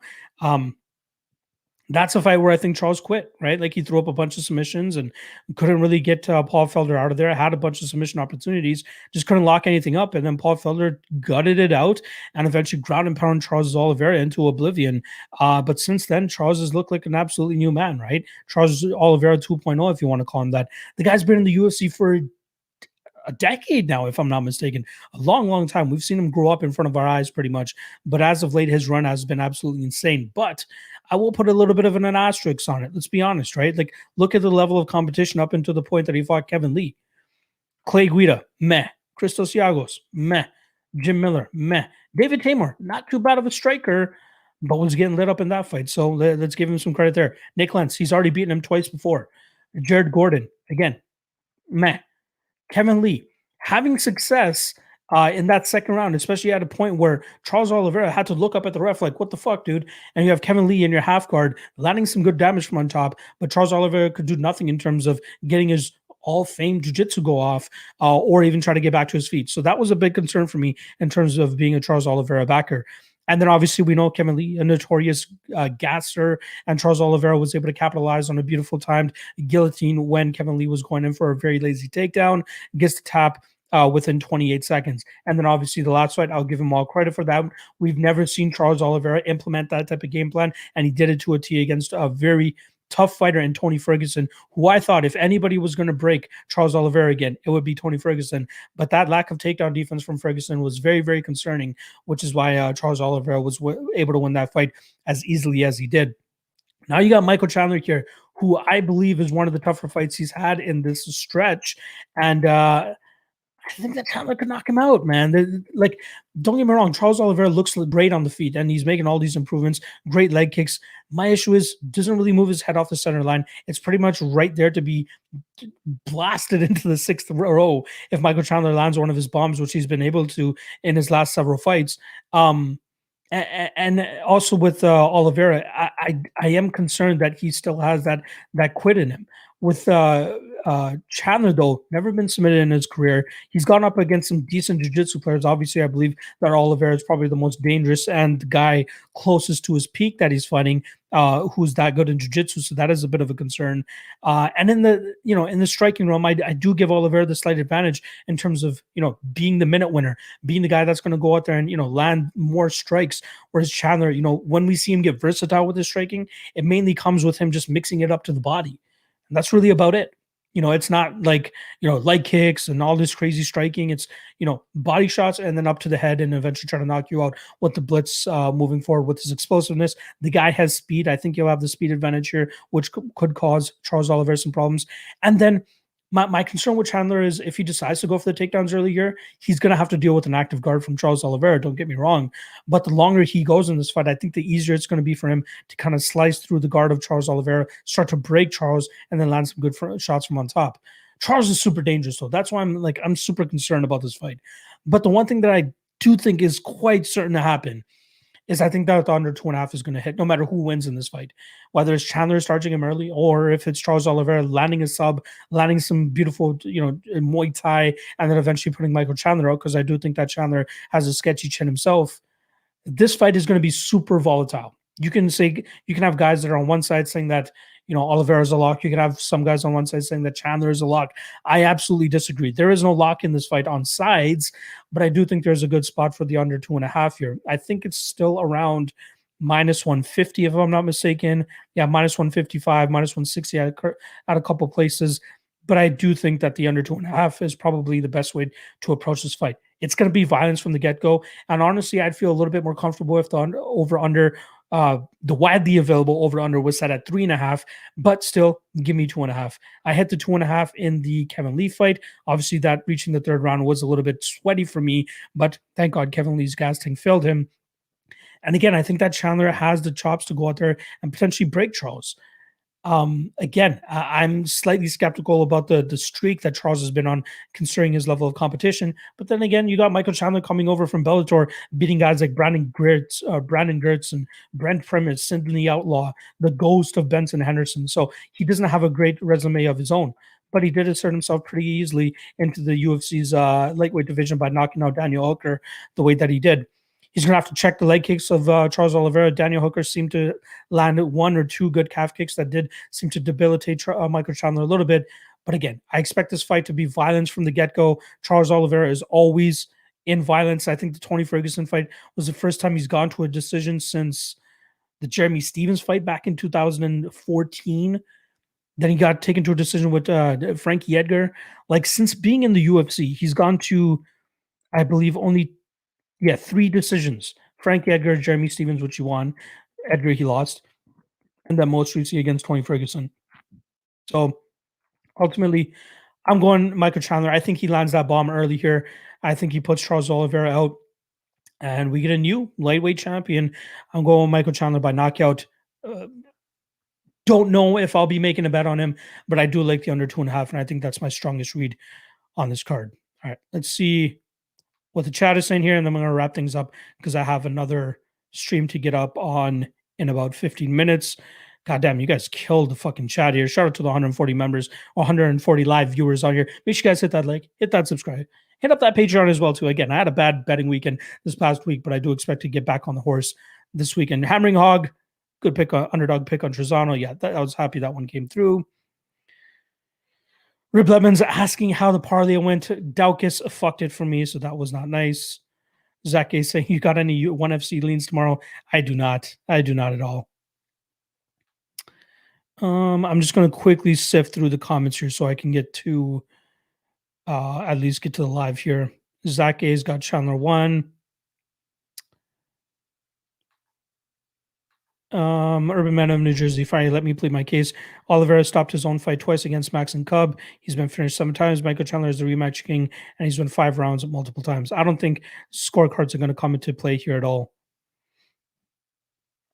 Danny K, I think if this becomes a war, I like Chandler. I don't think he'll be able to control Chandler like he did TF. I agree.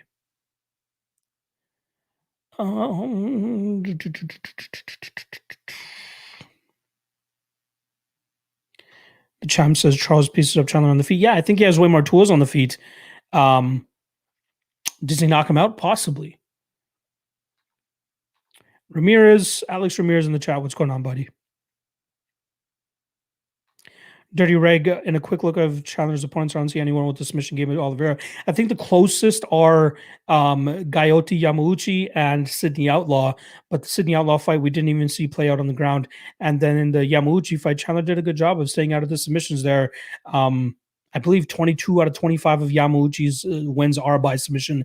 Guy's a very good black belt, but again, I think Charles might be on a different level as well. Joseph Sasso saying Charles is a lock this week. Go ahead and bet on big boy Chandler. This is one moment of shine. See you at the top. There is no lock in this fight. I promise you guys there's no lock on either money line side here.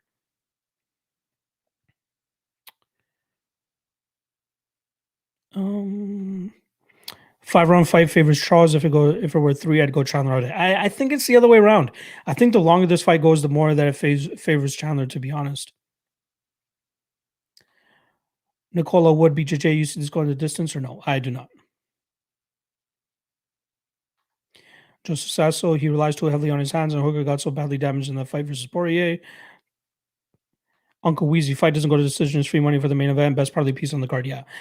To be honest, the safest play, in my opinion, would be to parlay the fight doesn't go to decision for this fight, and the fight goes to decision for the Chookagian and Araujo fight. DFS by the numbers. What's up, Lock? A lot of my night is depending on the under 2.5 and 3.5. Hoping for fireworks. I'll be right there with you, my guy. Wael Al Gaban, good luck trying to submit Chandler off your back while he throwing hammer fists. Yeah. Champ is on Oliveira by KO. Both guys can get knocked out here. MMA Kappa, Charlie Oda utilizes full skill set for a 4th round sub or unanimous decision. Fight to go to the decision is a deliciously good odds. I'd be surprised if it goes to decision, man. Joseph Sasso, Chandler doesn't use Supreme Wrestling. He stands a bang. That doesn't work for his technical jiu-jitsu game plan. I could see him, going to his wrestling later in this fight. Early, I think he's going to be swinging them hammers. In 4K, jiu-jitsu for pussies only works mainly when the opponent is gassed. I absolutely disagree. Joseph Sasso, Michael Chandler's chinny. I agree with that. The Chandler was KO'd by a 45er. True, but Patricky does have some crazy good power in his hands.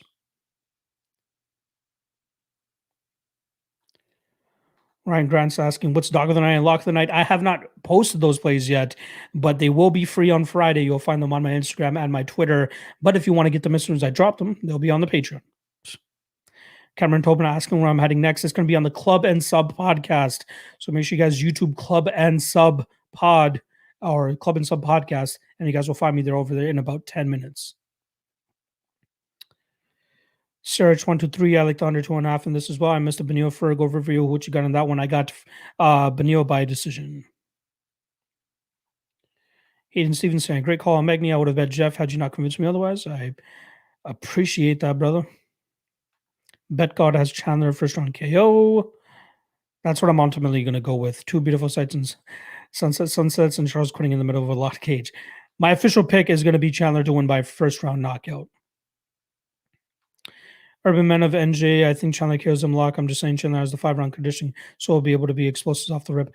I'm not 100% sure. Or, yeah, Chandler does have 5-round conditioning. Yes, I agree. All right.